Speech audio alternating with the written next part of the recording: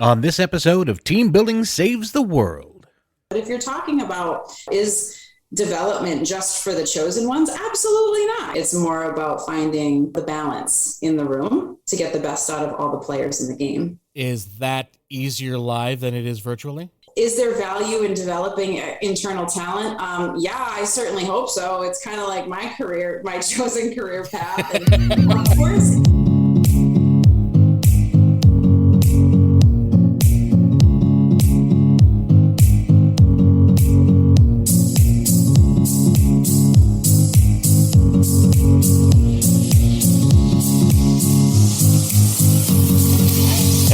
team, it's me, your old friend Rich Rininsland, host of Team Building Saves the World, the show where I speak to the leaders and innovators in employee wellness and corporate culture on how it reflects in the world of today. And today we're discussing talent development with the Director of Enterprise Leadership Development for CVS Health, Jackie Hague. But first, I need to share some love with my supporters at Team Bonding. If your team is ready to experience teamwork through the power of play, then visit teambonding.com to learn more. Now, team, join me in welcoming a woman whose entire career is built around the strategy and implementation of high-potential leadership development, Jackie Hague. Hello, Jackie. Thank you. Thanks so much for coming on board. I have managed to keep just a small group of people trapped under my desk. Their whole job is to applaud you. love it. So, Jackie, let's start off nice and simple. I always aim for the lowest and then build up high. So can we explain to all of my team out there, what is team development, leadership development, and how did you get started in this career? Sure. So simply put, I have the coolest job in the company. I am tasked with accelerating the advancement of the top talent of the organization, which we achieve by assembling cohorts of high potential leaders across all of our business lines and all levels, from emerging through executive. And we put them through a series of shared experiences that lead to growth. The way that I actually came into that role was I've been with CVS Health for 15 years, and I've held a number of different roles inside of the business. So I didn't actually start as an HR professional, but rather I was selected for a high potential rotational program that took me through a number of different functions across the business. And ultimately, I landed in HR by virtue of a stretch assignment I was working on at the time on culture building, which involved a lot of team building. And I had sort of fancied myself a natural people person. And so it seemed like a natural fit. And when I was graduating from the program, to sort of take over ownership of the portfolio. And I have been there ever since. So you yourself went through this talent development process. Yes. Okay. I have lived that life. Yes. So everything you said sounds, I'm not disparaging you anyway, but it does sound like it was something that came right off of a cue card. What is talent development? I mean, how does it work?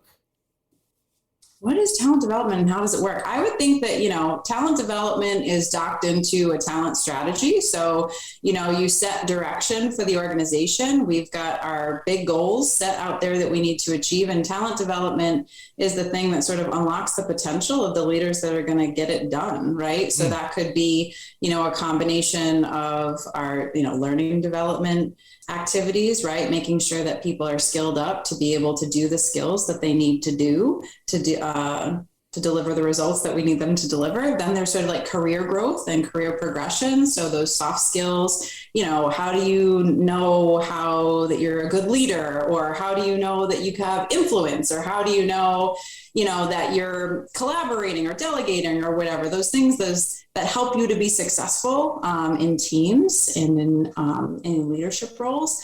And then when you've really sort of nailed it, right, you've mastered a craft, you have demonstrated an ability to deliver results over time. And then we say, we really want to put you through it, right? We're going to put you in these accelerated development tracks where you're outside your comfort zone, where we're connecting you across the organization to people that we think you need to know, not just so that you can do your job well in this moment, but so that you can advance our strategy, right? So how are we thinking ahead about what's coming next? And how are we building the capabilities that we're going to need our leaders to be able to demonstrate in the future?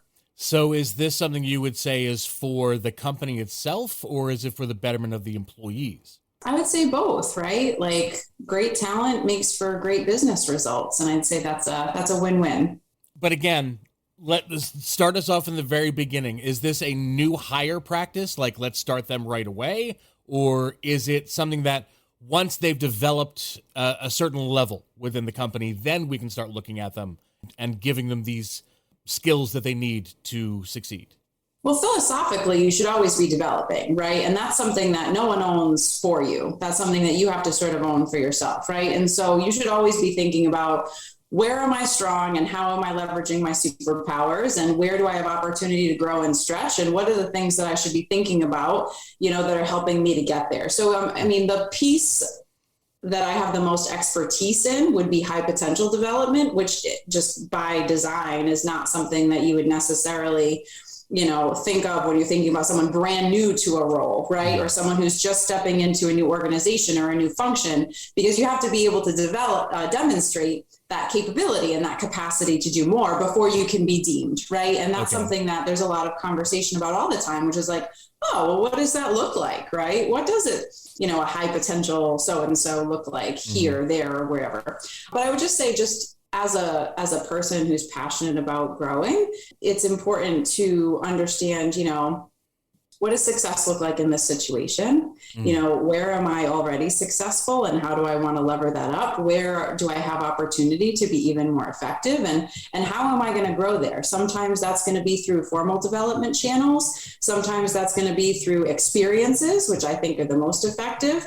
And sometimes that's going to be through, the people and how they're helping you sort of navigate your career. How does this work then? Like, what are some of the methods that are used to help with development?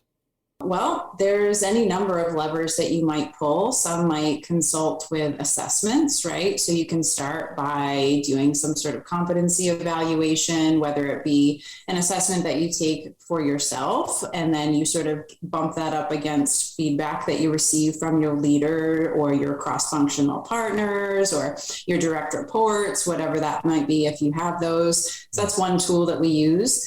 Coaching is a great way to develop yourself as a talent, right? So do you have, whether that be a peer coach or someone that is a leader that you trust or someone in your external network that can give you that perspective? That's one way that you can develop talent. Having a tight feedback loop is important when you're thinking about developing talent. So how are you getting feedback on the way that you're showing up, whether it be in terms of your day-to-day role and function, or, how you're just sort of walking down the halls, right? The how you get things done is every bit as important as the what. And I think it's important because, nothing that we're going to talk about in this space is rocket science, right? Like there's nothing that I could say to you or anyone that's going to be like, oh, wow, what a novel thing she's just said. But I think what's important to, acknowledge is that in the moments that matter, are you giving yourself credit for positive intent?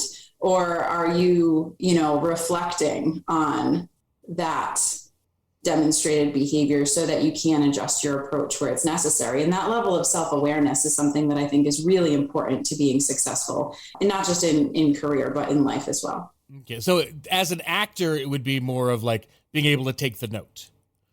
Yes. Being able to take the note. Yes. Okay. Excellent. As let's say that I'm a new employee and I'm coming in, or I've been with the company for a year, and I'm now looking for, knowing that this job is going to be the one that's going to be my career, that I'm going to take off from here. Right from jump, what should I be looking for with this new company to know that they're going to help me to reach my successes? At the risk of sounding earthy, I'm a very big advocate for vibe checking. So like reading your own energy and being, honest with yourself is super important. If you're waking up in the morning and you're feeling a certain way about logging on to work, then you may have found yourself in the wrong career, right? If you are waking up in the morning and you just cannot wait to walk through those doors and hit the ground running, then you're probably in the right place. And I'm sure there's, you've probably seen there's any number of different sort of evaluation frameworks that you could look at. But basically what you want to think about is your must-haves and your need-to-haves, right? So what are the things that must be true for this role or this organization to be a fit for me? And then what are the things that are sort of nice to have or that are deeply motivating, when I think about work? And if you take the time to sort of go through those those self-reflection activities, you can then bump that up against where you are, whether it be the workplace that you've chosen, the role that you've chosen, the team that you've chosen, whatever it is, and say, is this a fit or is it not? And then take the appropriate next steps from there. Because we're still in the midst of, despite the pandemic, we're still in the midst of what has come to be labeled the Great Resignation. I was reading a Forbes article as of last December. There's still like 3 million jobs across all markets throughout the U.S. that haven't been filled.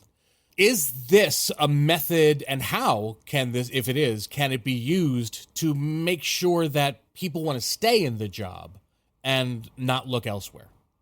Well, sure. I think, the most important thing for us to think about as leaders is sort of making sure that our team, especially our high performing, high potential colleagues, the ones that we really want to invest in and retain over time, that they see the path for themselves. And sometimes that's not always clear. Sometimes you don't know what you want to be when you grow up. Sometimes you're not sure what your superpowers are. And sometimes you're not sure where you're developing, right? And so being able to have those types of open conversations with the people you work with can be super helpful to not only mapping out your next step, having an intentional plan about how you're going to get to where you need to go, but just to be able to, see the possibilities, right? Like, so if I was just 10% more effective in this one way, how would that change the whole trajectory of my career? And being able to just have those open conversations, I think, can unlock lots of possibilities, right? That you might not have contemplated on your own. But if you're just sort of sitting there floating in outer space, like not certain of, how you're being perceived or how you're being talked about in the rooms you're not in, you're not sure of what possibilities are open to you or, what things that you might be good at that you might not have contemplated, then, you are more likely to pick up that call when the recruiter from an external organization calls you up, right? Because if you're not docked into a plan, you don't necessarily feel valued when you're not having those types of conversations. And so I think it's important to make that a part of regular practice. Well, that does bring up a good question. You're talking about those high-performing individuals that the company itself wants to groom. What about everybody else? I mean, does this mean we just keep certain people at certain levels, or are there ways to actually help them feel like they can achieve a higher potential as well? And should we be, because I imagine this costs money to actually do.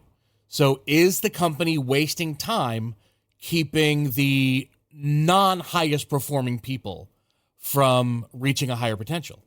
Well, I think there's a difference between the non-highest performing people, or the steady eddies of the world, the people that are well-placed, well-positioned, passionate about whatever that role is, and do not aspire to be in the C-suite someday. There is absolutely nothing wrong with that if that is a mutually beneficial partnership. That's much different than someone who is like, not performing or not showing up, in the way that we would want them to from a how we do things perspective. I mean, that's something that needs to be managed, right? Because if you as a leader are, tolerating bad behavior, right, then that's sending a message to the others on the team that that's acceptable, and that causes increased disengagement. But if you're talking about, is development just for the chosen ones? Absolutely not. You're developing in every moment of every day. And I would say that it's a disservice to yourself to limit yourself to formal channels. So I personally, as a graduate of a rotational journey, am a big fan of uncomfortable experiences. And some of the most rewarding opportunities that I've had were the ones that I was like, no way, absolutely not. I'm not doing that. That is scary. I don't have interest in it. I'm not going to do well there. I don't want to come to work and do that every day. And they said, you know what, but just do it. Like, just try. And so I did. And those were those years where I looked down the mountain and I was like, wow, I can't even believe it. So I walked into the office every day feeling like I was going to burst into tears at any moment, but I would not have traded those years for anything because they made me fearless, right? They made it so that it didn't matter where the next turn of my career went, because I knew I was capable of getting in there, figuring it out, making connections, and making an impact. And that's something that serves me at work, at home, wherever, right? And so No, development is for everybody. And I would challenge everyone to find it in the moments, right? It's not necessarily in the job board or in the learning center or at the library or wherever it is that you go to develop yourself. There's lots of resources out there for sure, and you should leverage them. But those informal development opportunities or those mentors that are so important to our growth and to our success, that's where the magic happens, in my opinion. All right. Speaking of magic, Jackie, hang on for 1 second for me if you can. I just need to take a brief step away. Mm-hmm. And I need to tell all my team about a company that I find magical, Team Bonding. Team Bonding was founded over 20 years ago with one simple question. How can employees have a great time while fostering strong, authentic bonds between people who work together? They've created a catalog of innovative events using the power of play as a learning tool and tapping into the correlation of work and play. From scavenger hunts to Jeopardy and so much more, the team bonding of activities, whether live, virtual, or hybrid, maximizes the impact of team building with an accent on fun. So visit teambonding.com to schedule your event now. Team Bonding, when you want seriously fun results. And we are back with Jackie Hague talking about talent development. So, Jackie, as we all know, a couple of years ago, the world changed. And suddenly people weren't able to come into the office and have that face-to-face time. How do we continue to keep people growing virtually? All right. So this was like a big deal in my space, as I'm sure you can imagine. So pre-pandemic, a lot of the work that I was leading was highly experiential, in person. Every single session was being custom designed with lots of bells and whistles. And so when the pandemic hit, we had actually just kicked off some new cohorts of high potential leaders that had just met for the first time in person. We had gotten them all jazzed up about, this roadmap that they could anticipate, and then cue global pandemic, and the entire portfolio had to rapidly be converted to virtual. And it could have been a moment where we said, shouldn't we pause until we can get back to the way we've always done things? Wouldn't that be better? We said, no, of course we're not going to pause. We're going to figure this out. And we tried and failed magnificently. I mean, some things are just not meant for Zoom or WebEx, and some things we found actually work better. And so as we return to a hybrid environment, I think that we're really excited to be able to deliver development and engagement opportunities in the most efficient and effective way possible that allows people the flexibility to get their work done and to develop themselves in the way that is most meaningful for them without always having to be prioritizing a full 4 days to a week for travel and, all of those things. So it helps us to manage costs, it helps us to manage time, and it helps us to meet leaders where they are, right? So that they can receive development opportunities that are built for them, not built for everyone, just by virtue of sort of being flagged for this particular development opportunity. Well, what kind of methodology do you use, especially in a virtual world? Methodology for developing people? Yeah. So the measurement will always be the same. It's the output basically coming from the employee themselves. Mm-hmm. But how do you then, you picked your person that you're going to aim for leadership. You've had that conversation. It's something that they want. What are the first steps? How do you then take them by the hand and lead them on the way when you're basically a 3x4 square on a screen? Hmm. So the first things first, right? You identify what the learning objectives are, right? So you say, here are the strengths and superpowers. Here's the why you're here. And then here are the ways that, we're going to be able to serve up opportunities to grow. So some of that is based on where you're at in this moment in time. And some of it is based on your own personal development opportunities, right? Mm-hmm. So the path to the C-suite is not a linear one. We all have our different, experiences along the way. And so it's important to really understand what is it that we're actually trying to drive here, because we're not going to put you through development for the sake of development, right? The second, then you can sort of build out a roadmap. So I will say that things that are typically important to leaders at any level is sort of education. So what is it that you need to know about the business that you're leading in order to be effective? So, and that changes all the time, doesn't it? So we don't typically rely on formal coursework. We like to engage with leaders in a particular organization to say, what is most important to the success of your business line at this moment in time? What is it that you would have your leaders do, to be successful? And so we sort of ground sessions on that. We also offer customized leadership development, right? So if you're someone who needs help with your executive presence or gravitas or influence or delegation or negotiation, whatever, we got something for you, and so whether that be coursework or a coach or, getting some feedback from the people that you work with, those are all things that are always available to you. And then most importantly, or what I think is the special sauce to career development, is creating meaningful connections with a deep cross-functional network. And so what experiences can we serve up to you that puts you in a situation that promotes vulnerability and transparency and candor so that you can capitalize on those little moments of lightning in a bottle, and then you can build on those relationships over time so that when there is a situation, whether it be while you're in a development track or whether you're just finding yourself at work one day and you have a business problem, you probably know someone that you can pick up the phone and reach out to, who, even if they're not the person that's going to help you solve it, they know the person who is. And so creating those connections across an organization and even with your external peers is really important for when you need that guidance or that sounding board. And so cue any which one of those pillars that I just walked through.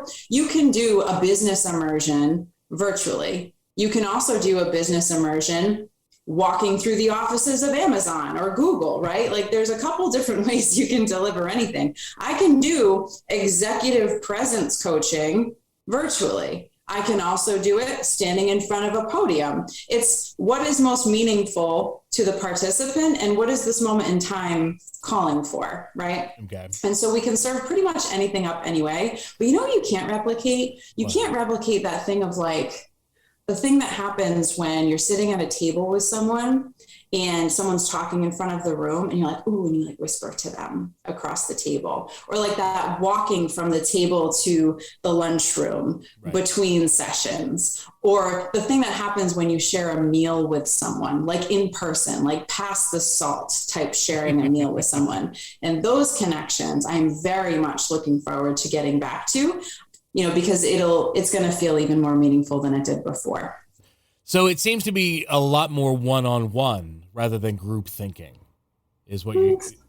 It depends. I would say no. I would say you set up a structure that facilitates connections within the group, right? So in some cases, do you have a one-on-one coaching session or a one-on-one interaction? Sure, maybe. But a lot of it also is saying, hey, you group of 10 people who are all high potential, mid-level leaders sitting across, XYZ industry. Like, have you thought about knowing each other? Because you might have some stuff to talk about. So a lot of it is about thinking creatively about how we set people up to have an experience that will lead to their growth as well. But if you're talking to the group of 10, how do you handle the differences in those people?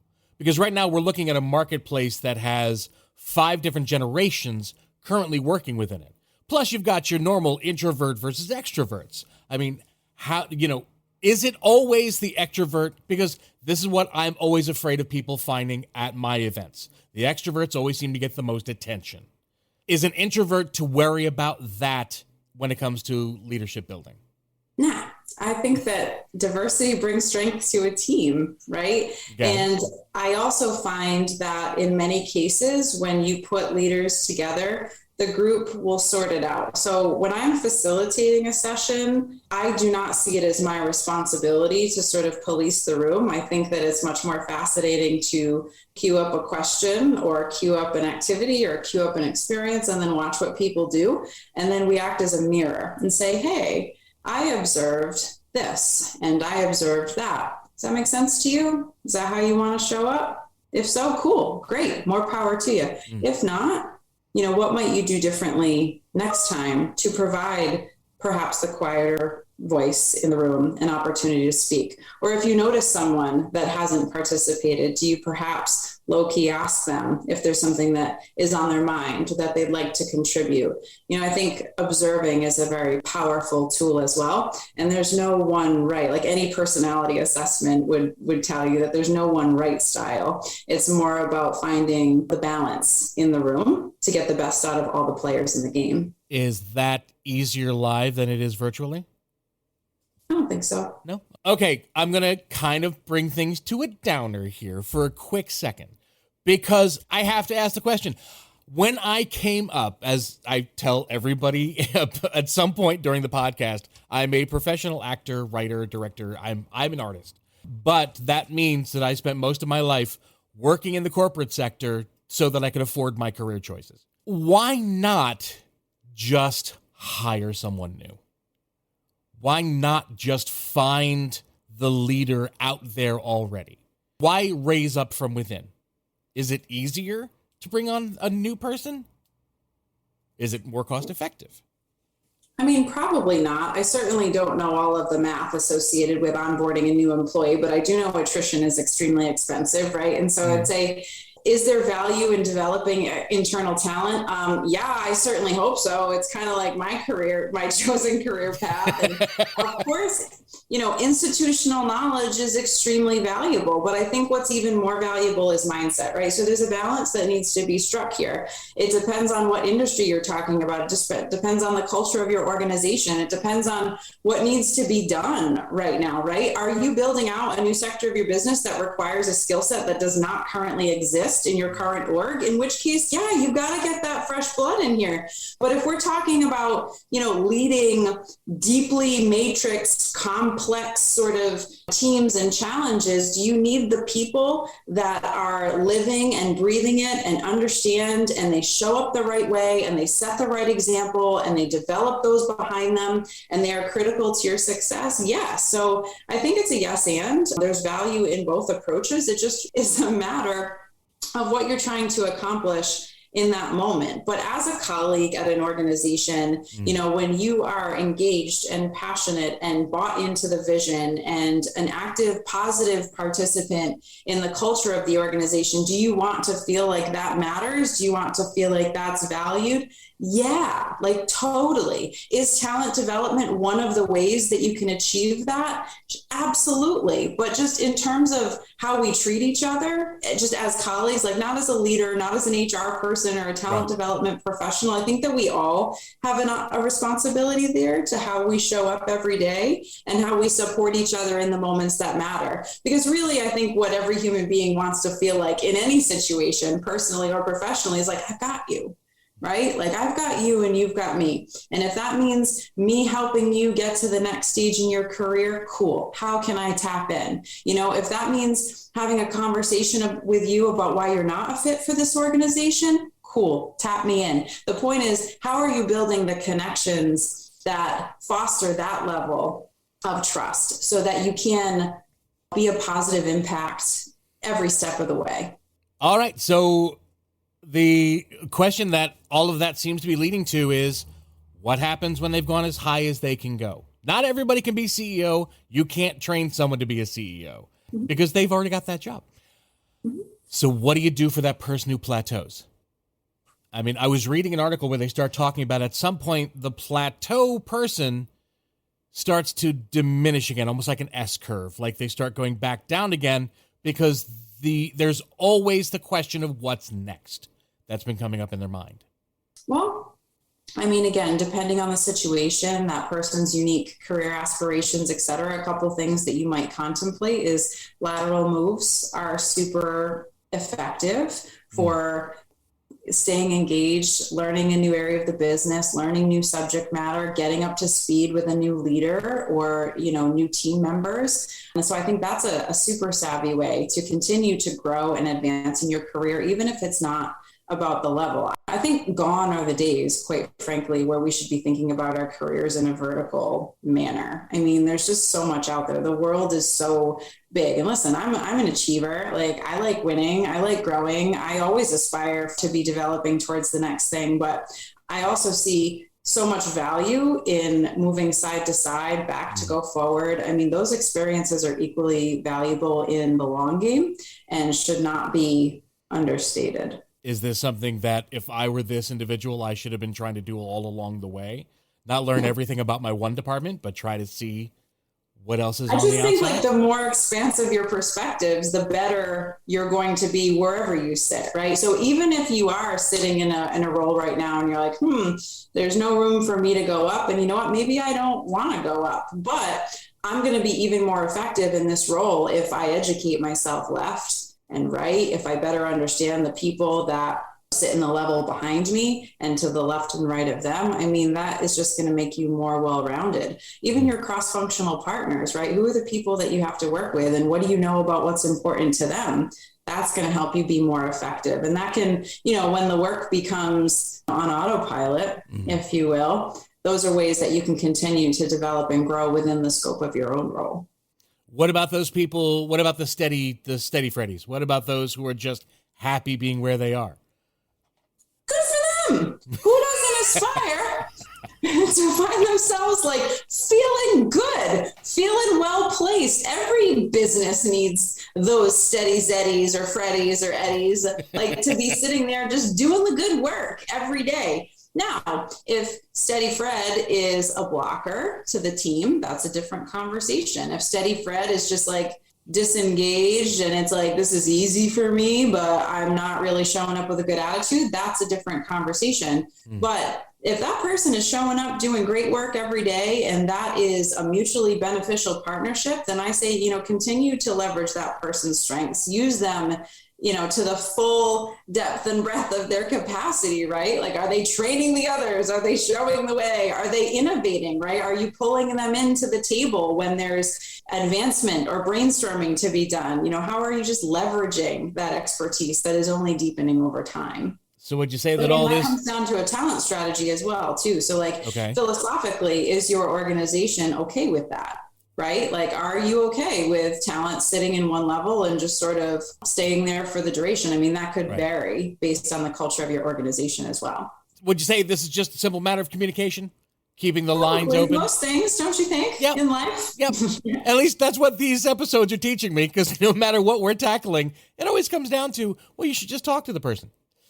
And like, is Steady Eddie happy? Like, I don't know. Like, if they are, then great. That's cool. But, if maybe they would be open to possibilities, are they being considered? Or if not, why aren't they being considered? I mean, I think that, having a culture of radical candor is something that I think is, aspirational, both personally and professionally. So are we saying the things that need to be said in the situations where they need to be said? Where are we making assumptions about what people are thinking and what they're doing and why they're doing it, right? Because I think that what we find is when you just sort of open the door, people will walk through it and they will tell you what's on their mind. And then at least you're having an honest conversation about it, right? At least now you're not spinning your tires, solutioning for things that aren't even the real problem. We all move fast, don't we? We all have big goals and big deliverables. And I think it is important, especially when you're in roles where you impact others, which is kind of like all the roles, right?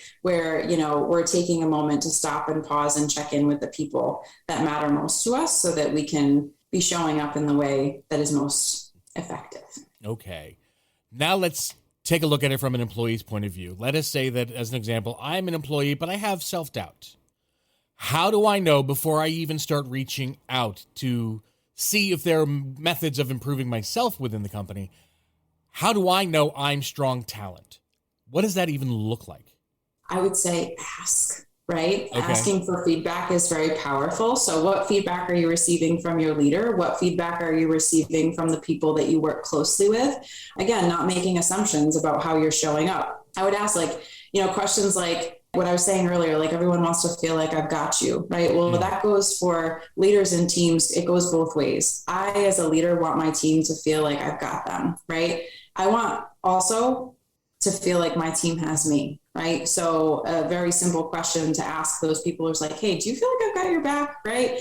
And if so, why? And if not, why? And it's a simple question that could open a door to a much larger conversation. And so again, I would just encourage you to, if you're not receiving feedback, to ask for it. If you are receiving feedback and it's pretty consistent, what are you doing with it? Or are you asking, different people for feedback? I also think going well outside the scope of whatever your normal role is, or the normal sort of whatever industry you work in, type of people, level of leader. If you're an executive, do you have a reverse mentor? Like, come on, you should by now, right? Like, how are you checking in and gut checking the decisions that you're making on a regular basis to make sure that you're not just moving on autopilot and, assuming that everything's going fine when perhaps there is an opportunity to do different.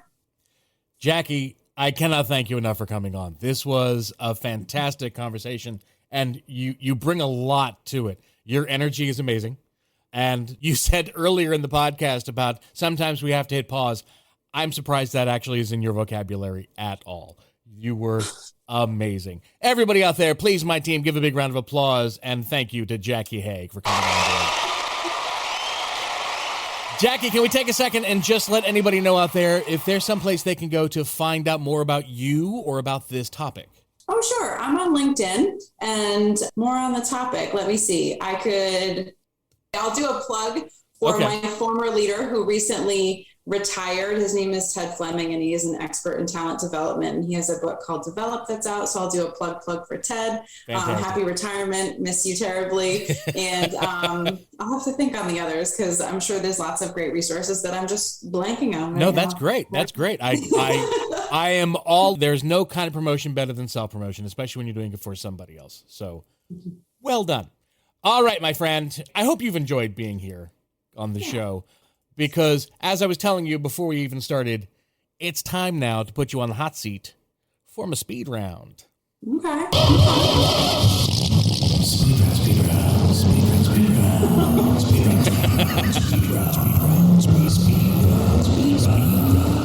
Nothing but cheese. All the cheese. It's really aggressive, Rich. It's meant to be. All right, but fun still.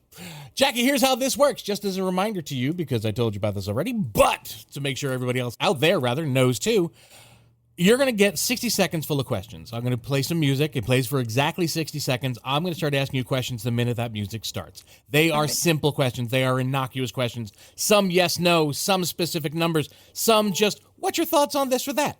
Your objective is to try to answer as many as you can within that 60 seconds. So try to get yourself thinking right off the top of your head. That's the best way to do this. I mean, automatically we know you're fast-paced and you're energetic. So I have high hopes for you. If you are feeling competitive at all, the number to beat for this season is 10, but for the last 3 seasons, it's 13. Easy. All right. You say that now, and yet. Okay, Jackie, as soon as you hear the music, I'm going to start asking questions, and away we go. What's your name? Jackie. How many children do you have? 1. How many pets? 1. If you could be an Olympic athlete, what sport would you compete in? Figure skating. Nice. What is your favorite childhood book?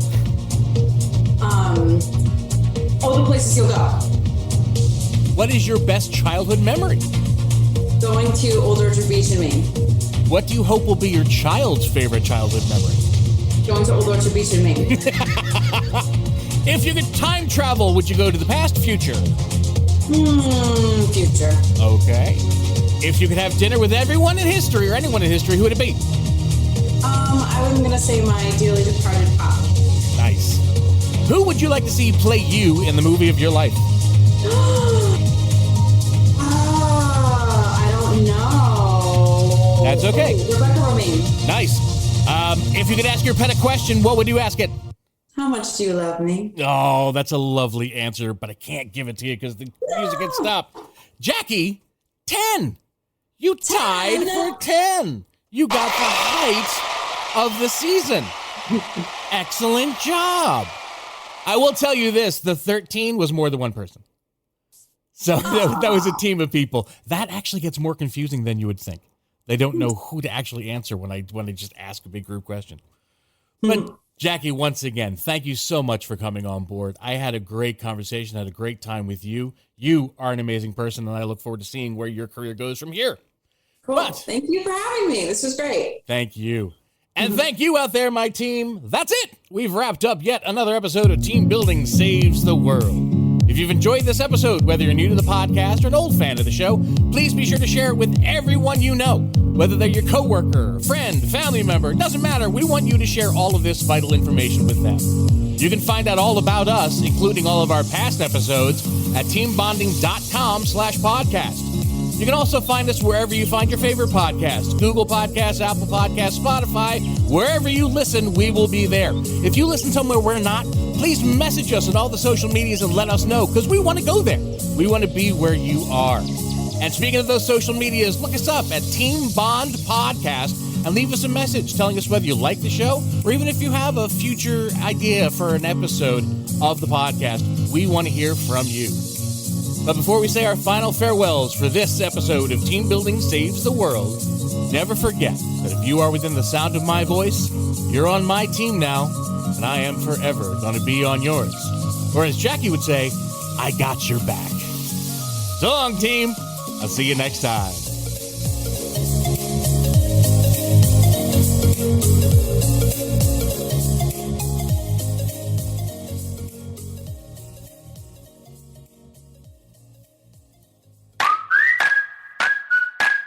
It's been said that you learn more about a person in an hour of play than in a year of conversation. So why not put your coworkers to play with the help of the team at Team Bonding? Team Bonding was founded over 20 years ago with one simple question. How can employees have a great time while fostering strong, authentic bonds between people who work together? Their catalog of innovative events includes scavenger hunts, Jeopardy, and much more. Each activity, whether live, virtual, or hybrid, maximizes the impact of team building with an accent on fun. Visit teambonding.com to schedule your event now. Team Bonding, when you want seriously fun results.